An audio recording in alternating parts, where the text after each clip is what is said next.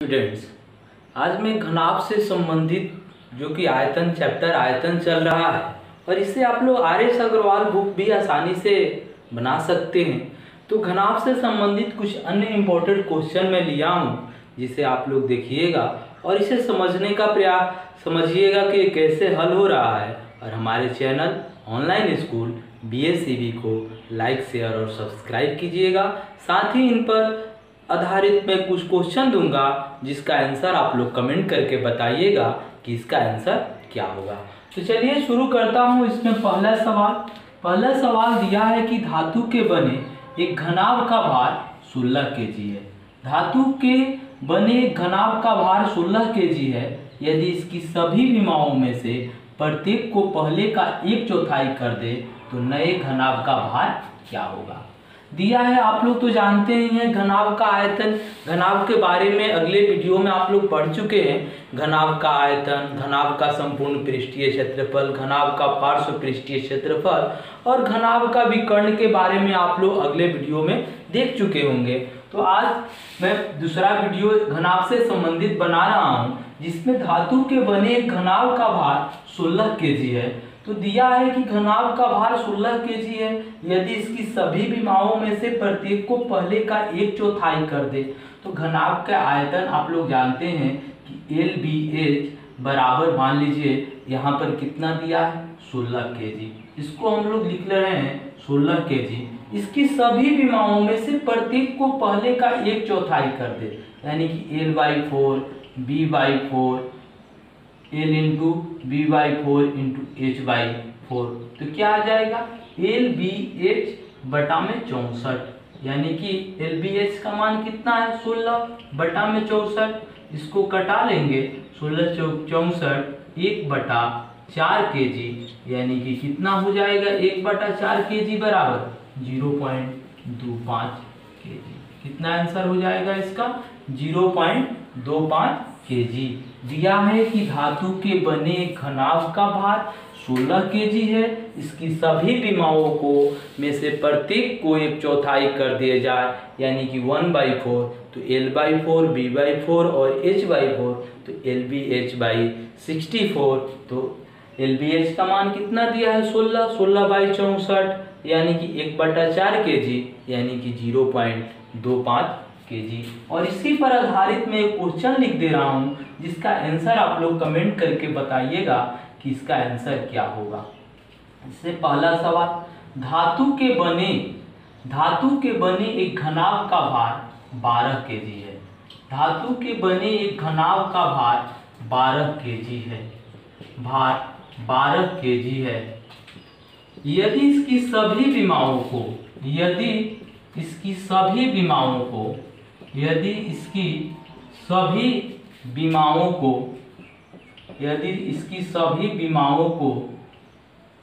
विमाओं में से प्रत्येक को पहले का 1/3 कर दे, प्रत्येक को पहले का 1/3 कर दे, 1/3 कर दे, 1/3 कर दे, 1/3 कर दे तो नए घनाभ का भार क्या होगा। तो नए घनाभ का भार क्या होगा, नए घनाभ का भार क्या होगा। इसका आंसर आप लोग कमेंट करके बताइएगा कि इसका आंसर क्या होगा। अब आते हैं 2 नंबर क्वेश्चन पे। 2 नंबर क्वेश्चन दिया है, एक घनाभ की लंबाई, चौड़ाई तथा ऊंचाई क्रमशः ABC है। कितना है ABC है। इसका आयतन V घन इकाई तथा इसके संपूर्ण पृष्ठ का क्षेत्रफल S वर्ग इकाई है, तब 1/V बराबर कितना होगा। तो देखिए V घन इकाई इसका आयतन दिया है, तो V बराबर हम लोग लिख सकते हैं, जब लंबाई, चौड़ाई और ऊंचाई ABC है तो V बराबर क्या लिख सकते हैं ABC, और S बराबर क्या लिखेंगे, इसका संपूर्ण पृष्ठीय क्षेत्रफल 2 into AB plus BC plus CA। अब हम लोगों को निकालना है 1/V का मान। तो 1/V का मान क्या होगा, इसको हम लोग निकालेंगे।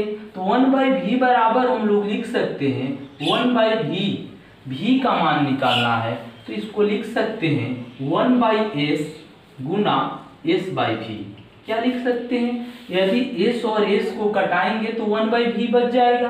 तो इसको आप मान रखेंगे 1/s, s का हम लोग मान रखें तो s का मान आ जाएगा 2 × AB + BC + CA और बटा में v का मान कितना है ABC। अब इससे कॉमन हम लोग काट लेते हैं, जैसे 2/s कॉमन काट ले तो क्या लिख सकते हैं AB + BC + CA ABC। अब इसको अलग अलग कर ले, 2/s इसको अलग करते हैं AB बटा ABC + BC बटा में ABC + CA बटा में ABC। अब इसको हम लोग कटा सकते हैं, जैसे A और A कट जाएगा, B और B कट जाएगा, इसमें भी B और B कट जाएगा, C कट जाएगा, C और C कट जाएगा, A और A कट जाएगा। क्या आ रहा है, यानी कि आ रहा है 2/s × 1/c + 1/a + 1/b, यानी कि इसको लिख सकते हैं 2/s × 1/a + 1/b + 1/c। 1/b का मान क्या आएगा 2/s × 1/a + 1/b + 1/c। ये समझ में आ रहा है। तो 2 नंबर क्वेश्चन आप लोग समझ चुके। अब आते हैं 3 नंबर सवाल पे। 3 नंबर सवाल दिया है, एक घनाभ के 3 आसन पृष्ठों के क्षेत्रफल क्रमशः x, y तथा z वर्ग इकाई है तथा इसका आयतन भी घन इकाई है, तब x, y, z बराबर क्या होगा। तो देखिए इसमें 3 आसन पृष्ठ, जैसे घनाभ में पृष्ठ कितने होते हैं तो 6 पृष्ठ होते हैं। तो 3 आसन पृष्ठ मतलब कि एक में लंबाई इंटू चौड़ाई, चौड़ाई इंटू ऊंचाई, एक में ऊंचाई इंटू लंबाई। तो इसको हम लोग इस तरह लिख सकते हैं 3 नंबर में, जैसे x बराबर लिख सकते हैं LB, y बराबर BH और z बराबर HL। अब यदि हम लोगों को निकालना है x, y, z बराबर, क्या निकालना है x, y, z बराबर, तो x, y, z बराबर लिख सकते हैं LB × BH × HL। क्या लिखेंगे LB × BH × HL, और इसको हम लोग गुना कर लेंगे, LB, BH और HL को गुना करेंगे। गुना करने के बाद इसका मान क्या आएगा उसको हम लोग लिखेंगे। अब इसको जब गुना कर लेंगे तो L कितनी बार आया है 2 बार आया है, B 2 बार आया है और H भी 2 बार आया है। तो L² B² H² लिख सकते हैं, या LBH का होल स्क्वायर लिख सकते हैं। तो LBH मतलब क्या होता है, लंबाई गुना चौड़ाई गुना ऊंचाई का मतलब क्या होता है, उसका आयतन यानी कि V। तो इसका मान क्या हो जाएगा V²। x, y, z बराबर क्या आ जाएगा V²। तो पहला, दूसरा और तीसरा सवाल आप लोग समझ चुके होंगे आसानी से कि ये किस तरह हल होता है। अब आते हैं 4 और 5 नंबर सवाल। तो 4 नंबर सवाल आप लोग ध्यान से देखिएगा। 4 और 5 नंबर सवाल दिया हुआ है।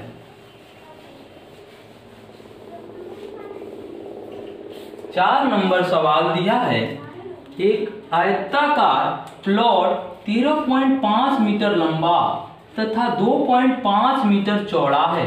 इसमें एक आयताकार टंकी 5 मीटर गुना 4.5 मीटर गुना 2.5 मीटर खोदी गई है।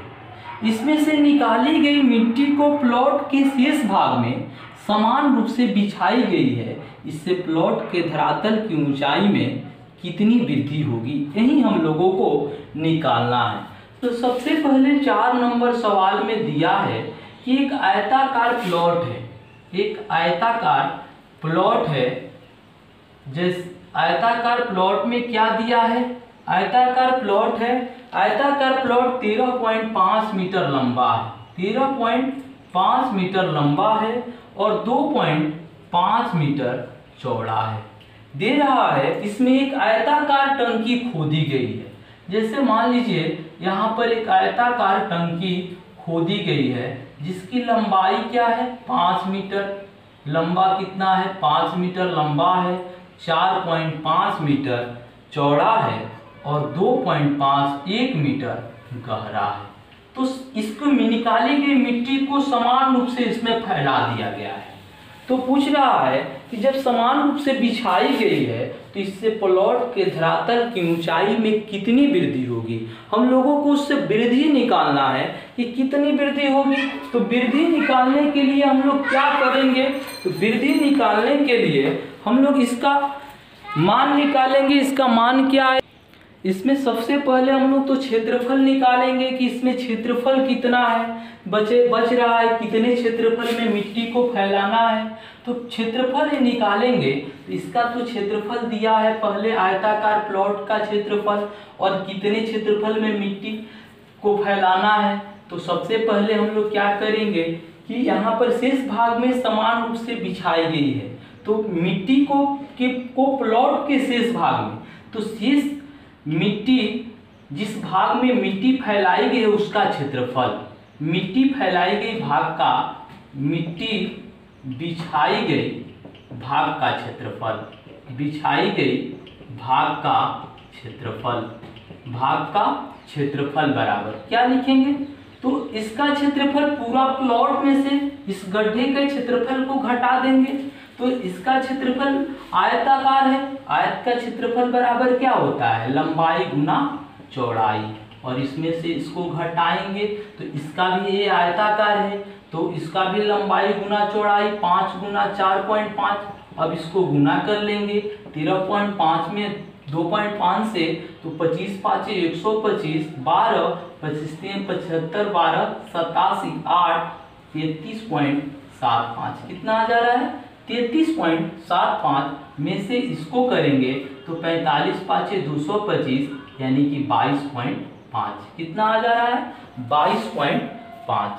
जब 22.5 आ रहा है तो इसको हम लोग घटा लेंगे, तो घटाएंगे तो 5, 7 में से 2 घटाएं, 7 में से 5 घटाएंगे 2, और यहाँ पर कुछ नहीं तो 0 रख सकते हैं, और 3 में से 2 घटाएंगे 1, और 3 में से 2 घटाएंगे 1। 11.25 वर्ग मीटर क्षेत्रफल में हम लोग मिट्टी बिछाएंगे।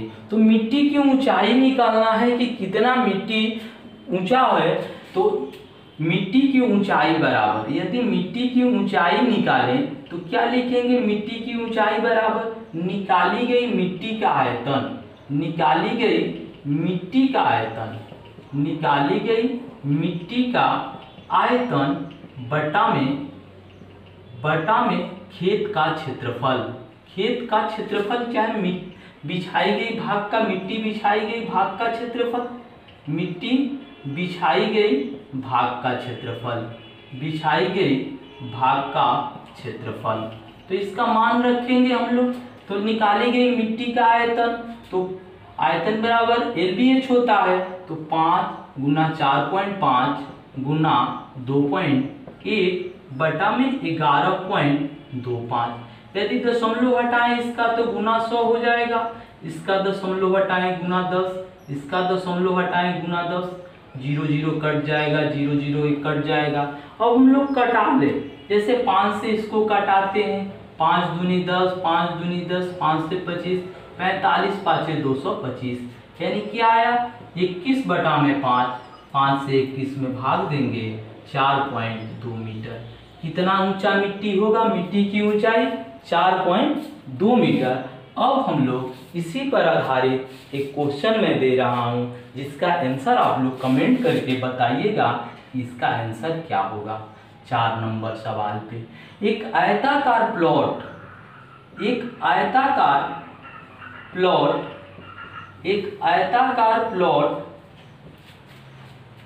25 मीटर लंबा तथा 10 मीटर चौड़ा है, 10 मीटर चौड़ा है। इसमें एक आयताकार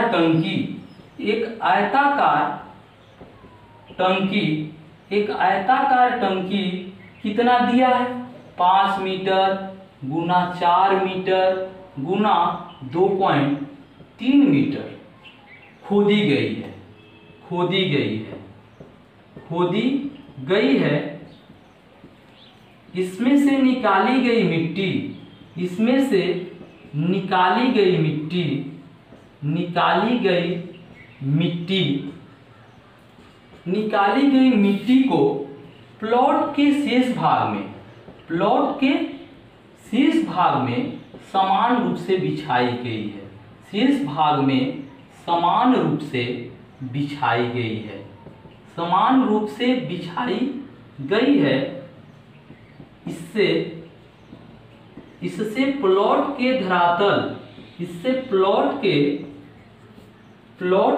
धरातल की ऊंचाई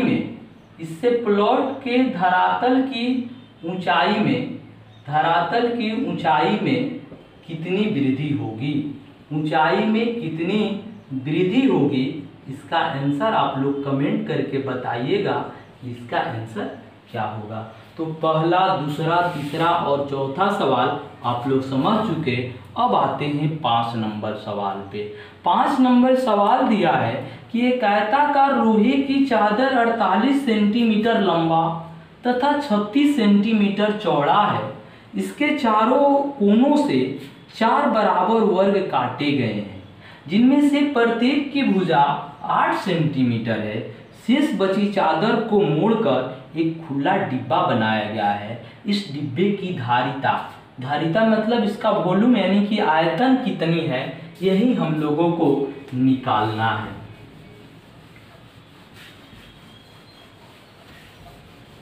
जैसे इसमें 5 नंबर सवाल में दिया हुआ है कि एक आयताकार लोहे की चादर 48 सेंटीमीटर लंबा तथा 36 सेंटीमीटर चौड़ा है।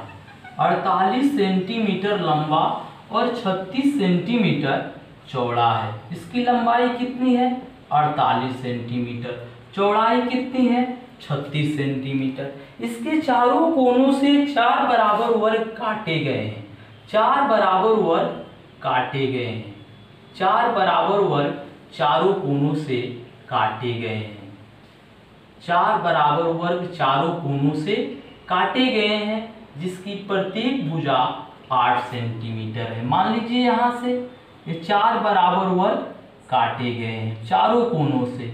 अब हमें निकालना है कि जिनमें से प्रत्येक की भुजा 8 सेंटीमीटर है। कितना भुजा है?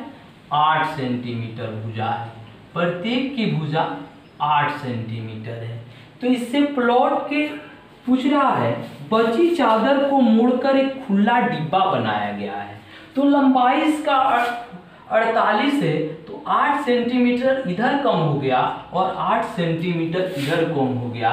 तो L बराबर 48 माइनस 8 यानी कि 16 घटाएंगे तो कितना आ जाएगा? 32 सेंटीमीटर। चौड़ाई कितना है? तो चौड़ाई इसका 36 है, तो 8 इधर कम हो जा रहा है और 8 इधर कम हो जा रहा है। तो इसमें से 36 में से 8 और 8 घटाएंगे यानी कि 16 घटाएंगे तो 20 सेंटीमीटर। और h बराबर जब इसी को मोड़ दिया जा रहा है तो ये इसका हाइट हो जाएगा यानी कि 8 सेंटीमीटर। h बराबर कितना हो जाएगा? 8 सेंटीमीटर। अब पूछ रहा है इस डिब्बे की धारिता कितनी है यानी कि आयतन कितना है। तो डिब्बे की धारिता बराबर क्या लिखेंगे? LBH। क्या लिखेंगे? LBH यानी कि 32 गुना 20 गुना 8, 32 दूनी 64 वाटी 512, 5120 घन सेंटीमीटर। ये समझ में आ रहा है? इसी पर आधारित मैं एक क्वेश्चन लिख दे रहा हूँ, जिसका आंसर आप लोग कमेंट करके बताइएगा कि इसका आंसर क्या होगा।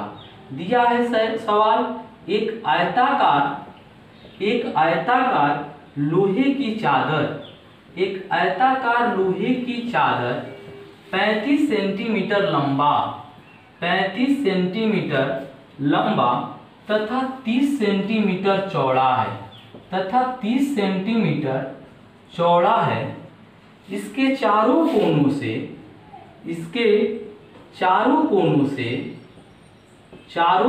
से 4 बराबर वर्ग काटे गए हैं।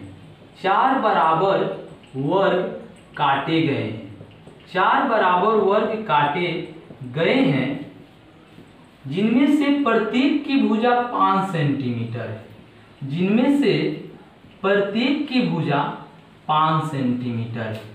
प्रत्येक की भुजा 5 सेंटीमीटर है। शेष बची चादर को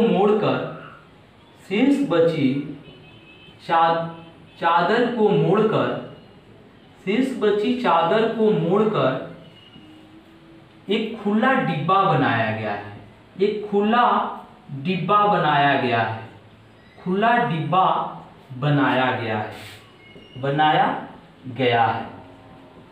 इस डिब्बे की धारिता